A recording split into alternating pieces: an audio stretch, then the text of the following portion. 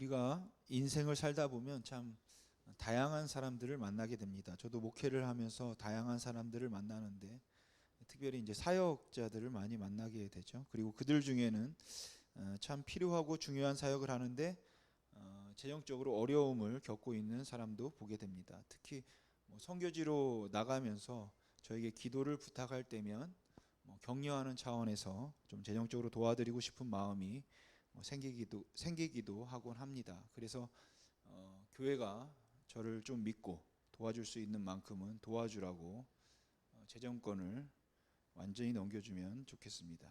교회가 그렇게 한다고 해서 제가 그걸 허투루 쓰겠습니까? 아니면 제가 그걸 개인의 용도로 쓰기 위해 착복을 하겠습니까? 저를 믿고 맡겨주시면 제가 적절하게 필요한 사람들에게 잘 사용할 텐데 도대체가 사람들은 목사를 믿지 못합니다. 목사는 신뢰 하나 먹고 사는 사람인데 목사에게 영수증이 필요하고 또 목사가 사용하는 돈에 왜 또 보고를 해야 하며 내역서를 작성해야 하고 그 돈을 잘 썼는지 확인할 필요가 왜 있는지 모르겠습니다. 중요한 건 절차가 아니라 결국은 사람에 대한 신뢰입니다. 목사를 그렇게 못 믿고 어떻게 목사의 설교를 들을 수 있고 또 그렇게 목사를 못 믿으면서 어떻게 또 목회를 맡길 수 있겠습니까? 근데 여러분 정말 그럴까요?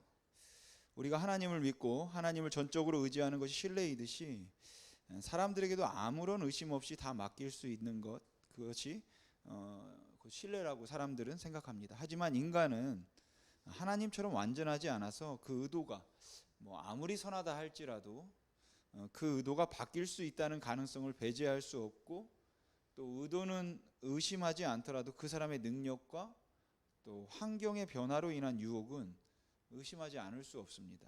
그런데 사람들은 마치 이런 문제들을 자신의 인격에 대한 불신인 것처럼 굉장히 불만족스럽게 생각하고 또 섭섭해하고 불쾌해하기도 합니다.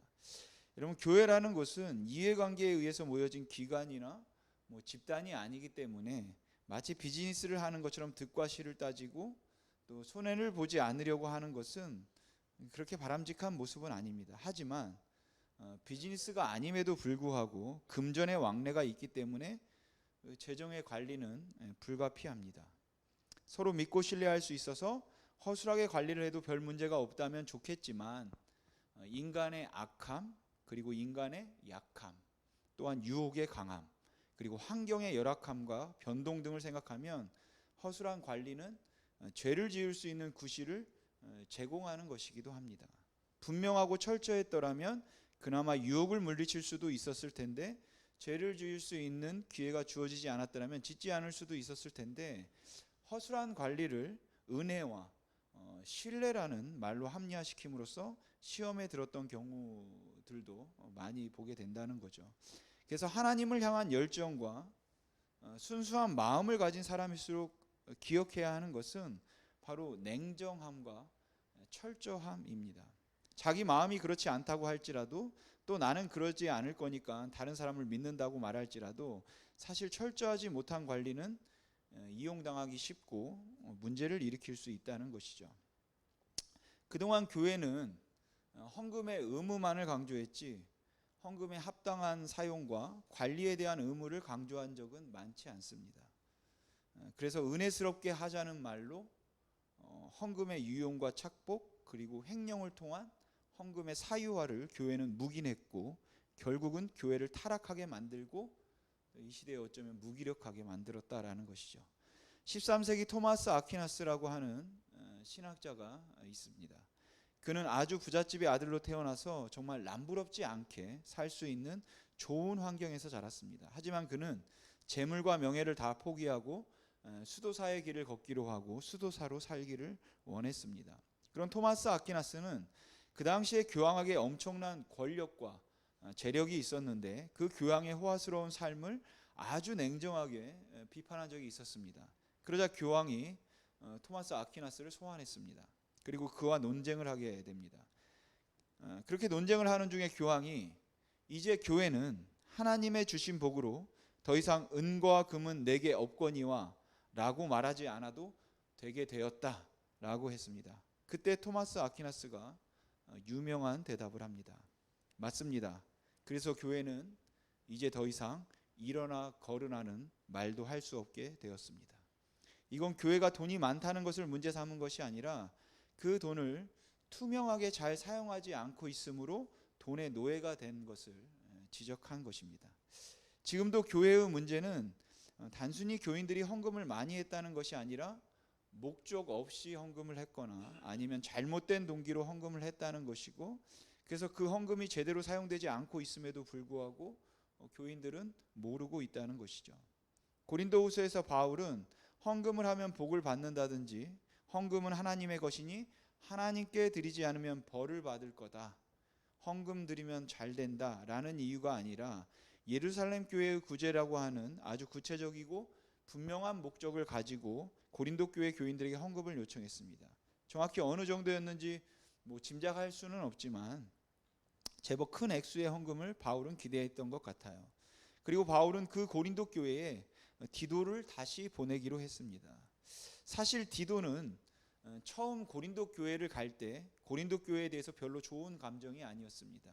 왜냐하면 디도는 고린도 교회가 자기 스승인 바울이 개척한 교회로서 바울이 얼마나 헌신적으로 교회를 섬겼는지 너무 잘 알고 있고 또 곁에서 보았기 때문에 바울이 그 교회에서 재정적인 일로 인하여서 의심을 받고 있고 또한 그 일로 오해를 받는다는 것이 너무 화가 났기 때문입니다. 그런데 바울은 그렇게 화가 나서 고린도 교인들을 믿을 수 없고 인정할 수 없다고 생각하는 디도를 고린도 교회에 보냈던 것이죠. 그리고 디도는 고린도 교인들이 바울의 편지를 받고 회개하는 모습을 보면서, 이것은 이제 고린도 전서와 후서 사이에 있었던 그 편지를 말하는 겁니다. 누구보다 충격을 받았고 이제 변했습니다.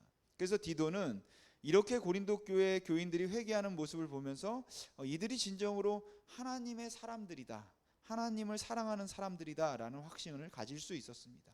그리고 디도의 이러한 변화는 바울에게 적지 않은 위로가 되었고 큰 기쁨이 되었습니다. 그래서 바울은 이제 고린도 교회에 감사와 함께 헌금을 좀 해달라는 요청하는 편지를 다시 보내게 되었는데, 이때 이 고린도 후서를 말하는 거죠. 이때 이 편지를 전달하고 헌금을 운반하는 일에 디도가 자원을 했습니다. 대단한 변화죠. 재정적인 문제로 바울을 오해했던 교회의 교인들이 오해를 풀었고, 고린도 교인들은 정말로 주님을 사랑하는 사람들이기 때문에 주님의 몸된 교회가 어려움을 가지고 있다고 말하면 이들은 틀림없이 헌금을 할 수 있는 아주 선한 사람들이라는 확신이 디도에게 있어서 그만큼 변해서 디도가 이제 내가 가겠다라고 자원을 한 것이에요. 지난번에는 바울이 원하지 않았던 디도를 고린도 교회에 보냈는데 이제 디도가 내가 가겠다고 자원을 했는데도 불구하고 이번에 바울은 디도를 보내면서 혼자 보내지 않았습니다. 그와 함께 두 사람이 같이 가도록 했어요. 그 중에 한 사람은 복음에 대한 열정과 헌신이 있어서 모든 교회로부터 칭찬을 받은 사람이었습니다. 그가 누구였는지 정확히 알 수는 없지만 여러 교회로부터 헌금을 운반하기에 적합한 인물이라고 추천을 받고 택함을 받았던 타고난 사람이라고 오늘 본문은 말하고 있죠. 그러니까 바울은 헌금을 전달하는 일을 진행할 때 이 일을 하기에 누가 제일 적합한 사람인가, 이것을 여러 교회에 물어서 이제 추천을 받았고, 그리고 헌금을 운반할 수 있는 한 사람을 미리 이제 생각하고 있었던 것입니다. 그런데 바울은 이렇게 디도와 그리고 교회로부터 추천을 받았던 한 사람만을 보낸 것이 아니라 또 한 사람을 더 보냅니다. 여러 학자들은 이 사람이 아마도 고린도 교회 출신이었을 거다라고 합니다. 그러니까 고린도 교회 출신이었겠다 싶은 한 사람, 다시 말하면 고린도 교회에서도 인정할 만하고 고린도 교회의 사정을 잘 알 뿐만 아니라 고린도 교회에 대한 애정을 가지고 있던 또 다른 한 사람을 이제 바울은 함께 보낸 것이에요. 물론 디도가 어떤 사람인지는 고린도 교회 교인들도 잘 알겠죠. 그럼에도 불구하고 바울은 다시 이 디도를 추천하면서 이렇게 언급합니다.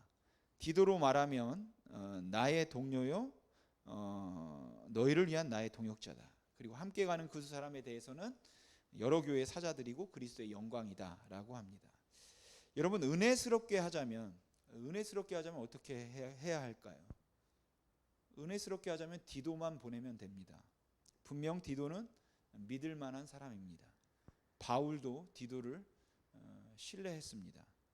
그리고 만약 디도를 보내면서 그 일이 디도 혼자 하기가 버겁다 생각되면 디도로 하여금 자기와 동역하고 함께 할 수 있는 한두 사람 추천해 봐라. 그럼 같이 가는 게 좋겠다. 그렇게 해서 같이 가도록 하면 되는 거죠. 그런데 바울은 디도를 혼자 보내지 않았고 또 디도가 직접 추천하는 사람과 함께 가도록 하지도 않았고 디도와 함께 여러 교회의 신망을 받는 사람 그리고 고린도 교회의 애정을 가지고 있는 또 다른 사람과 함께 세 사람을 보냈습니다. 왜 그랬을까요? 디도는 분명 믿을 만한데 왜 이렇게까지 바울은 했을까요? 바울이 20절과 21절에 설명하는데 우리 같이 한번 읽어보겠습니다. 시작. 이것을 조심함은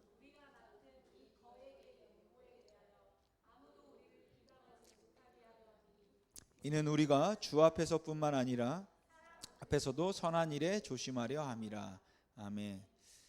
저는 오늘 본문에 나오고 있는 이 선한 일에라는 말과 또한 사람 앞에서라는 말을 좀 주목해서 살펴보고 싶습니다.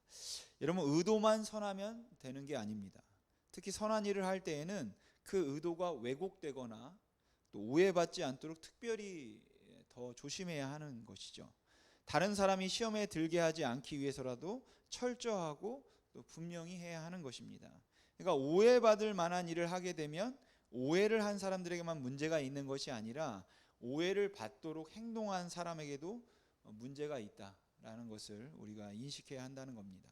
그래서 선한 일이면 선한 일일수록 이 선한 일이 불필요한 오해로 인하여서 왜곡되거나 아니면은 그 일에 지장이 생겨서 하나님의 영광을 가리는 일이 없도록 해야 되겠다고 생각되면 선한 일일수록 더욱 신중해야 하는 것이죠.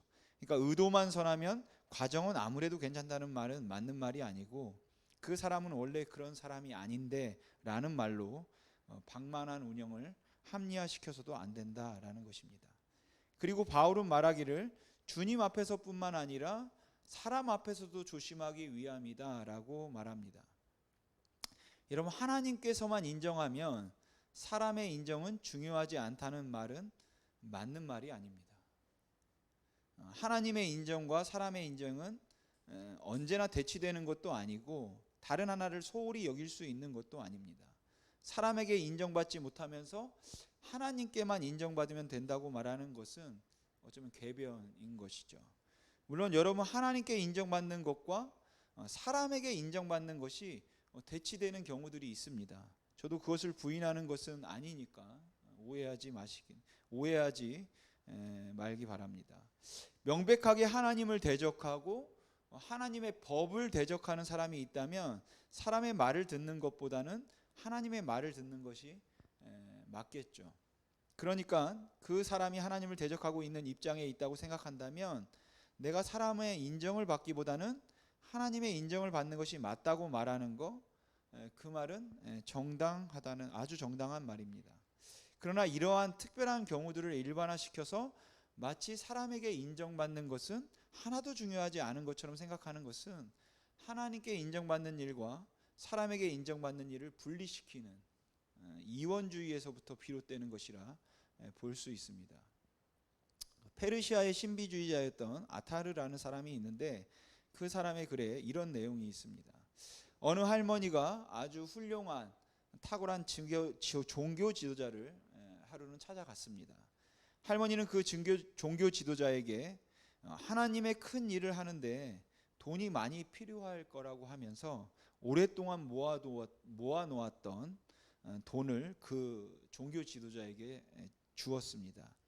그런데 이 경건하고 훌륭한 종교 지도자가 대답하기를 나는 하나님이 주신 것 말고는 다른 사람에게서는 아무것도 받지 않습니다 라고 말했습니다.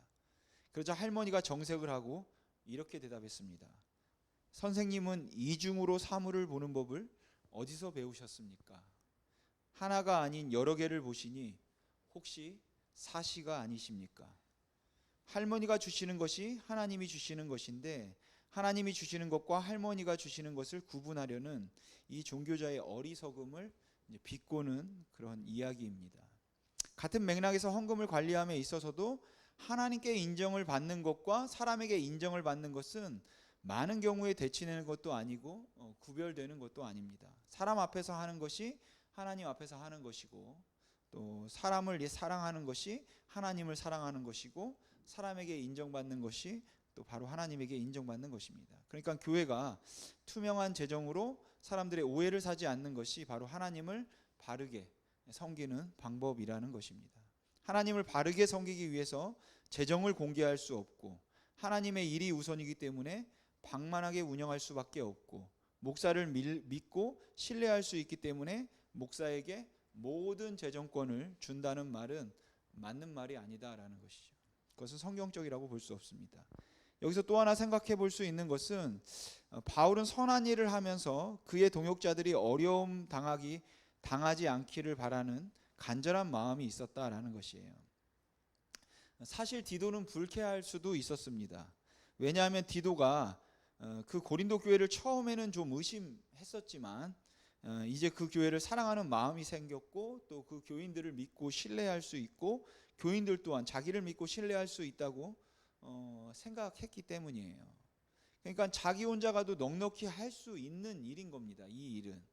그래서 자기를 믿지 못해서 두 사람을 동행하게 한 게 아닐까 생각했다면 이건 상당히 기분 나쁜 일일 수도 있는 것이죠. 왜냐하면 두 사람을 동역자로 생각하기보다는 감시자로 생각할 수도 있기 때문입니다. 하지만 이미 재정적 문제로 인해서 오해를 받은 적이 있었던 바울은 디도를 염려하지 않을 수가 없었습니다. 돈을 횡령하거나 아니면 돈을 유용할 의도가 전혀 없다고 할지라도 바울의 이 장치는 사실 디도를 위한 굉장히 고마운 배려인 것입니다. 왜냐하면 불필요하게 오해를 받는다든지 아니면 구설수에 오를 수 있는 가능성이 사실은 굉장히 농후했기 때문인 거죠. 교회가 목회자를 배려한다면 목회자가 재정에 관여하지 않도록 하는 것이 현명합니다.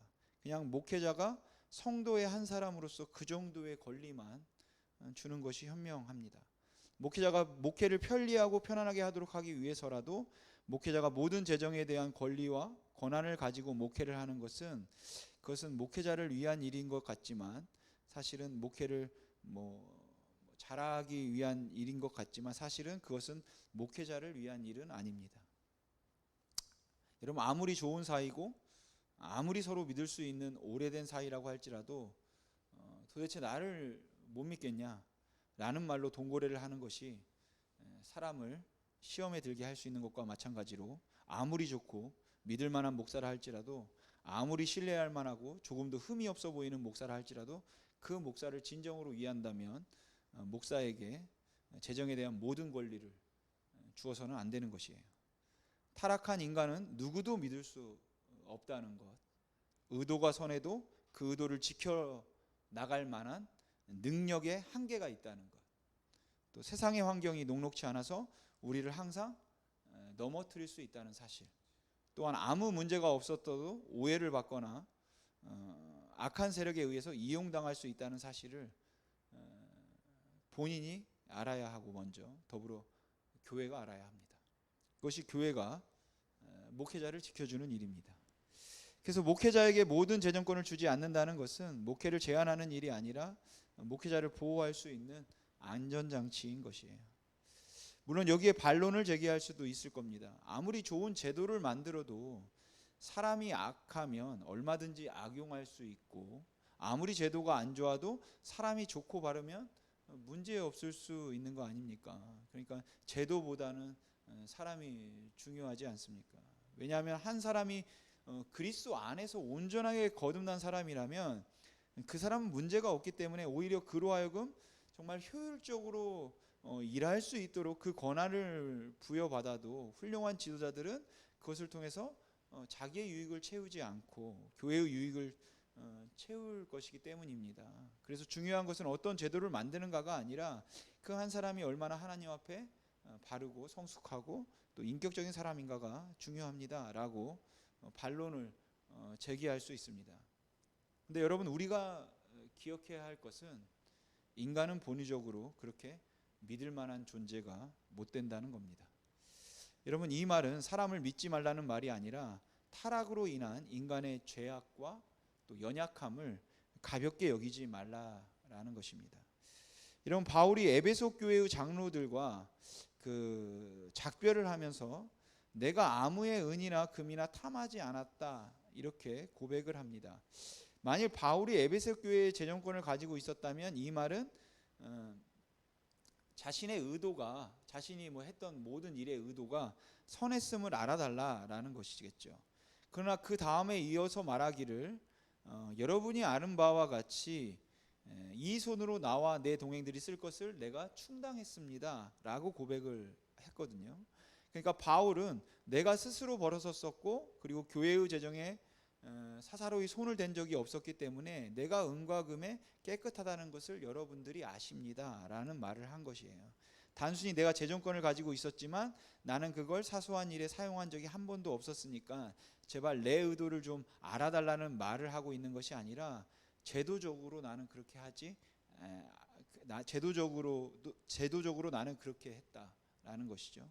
그러니까 그게 에베소 교회의 제도였는지 아니면 바울 스스로 그 의도적으로 그 제도를 정하고 그 자신의 사용에서 항상 그 제도를 적용했는지 사사로이 알 수 없지만 사사로이 그 재정에 손을 댄 적이 없다고 그가 고백하고 있는 것이죠.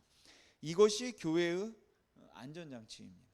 목회자를 지키고 싶다면 목회자에게 모든 재정권을, 재정적인 권한을 주지 말아야 하는 겁니다.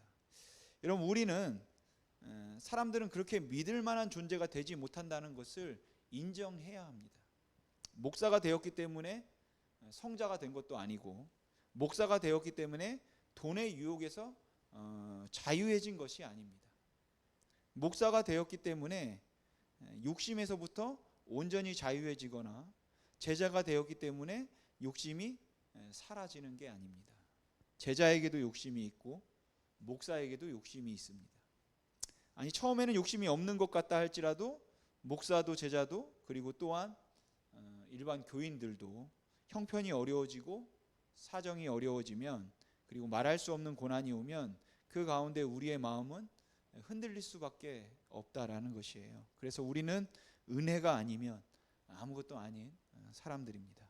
직분자이고 목회자이고 또 교회 생활을 수십 년을 했든지 상관없이, 얼마나 탁월하고 훌륭한 인격을 가지고 사람들에게 인정을 받는 그런 사람이든지 상관없이 은혜가 아니면 우리는 아무것도 아니다라는 것이죠. 기회와 힘이 주어지면 누구라도 넘어질 수 있음을 우리가 인정할 수 있어야 하고, 만약 그렇게 인정한다면 교회가 타락하지 않고 또 사람이 넘어지지 않도록 안전장치를 우리가 잘 또 분명하게 해 놓아야 하는 겁니다. 여러분, 아무리 의도가 선하더라도 주 앞에서와 사람들 앞에서 선한 일에 조심하지 않으면 하나님의 영광을 가릴 수 있다는 사실을 여러분 잊지 마시기 바랍니다. 목회자들은 나약한 존재들입니다. 교회는 아주 허술한 곳입니다. 이 말은 마귀가 공격하고 유혹하기 가장 좋은 곳이 바로 교회이고 목회자들이라는 겁니다. 여러분은 헌금만 하지 마시고, 헌금으로 인하여서 목회자들이 시험에 들지 않고, 또한 교인들이 시험에 들지 않고 교회가 어려움을 당하지 않도록 안전장치를 만드는 일에도 여러분 책임을 가질 수 있기를 바랍니다. 죄는 가볍게 여기거나 합리화시킬 수 있는 것이 아니라, 은혜가 아니면 살 수 없기 때문에 그 죄인됨 때문에 우리는 더욱 철저하게 죄를 경계하고 죄를 멀리해야 하는 것입니다. 오늘 바울의 이 신중함과 조심함은 그의 사랑하는 제자이자 동역자인 디도를 향한 진심 어린 배려였습니다. 여러분, 우리가 나는 정말로 아무것도 아닙니다 라는 그 고백이 여러분과 또 저에게 있다면, 바로 그 두려움과 떨림 때문에 우리는 하나님 앞에서 범죄하지 않기 위해서, 또한 실족함이 없도록 안전장치로 인해 서로를 지킬 수 있는 건강한 교회가, 우리 힘이 있는 교회가 되기를 주님의 이름으로 소망합니다. 기도하겠습니다.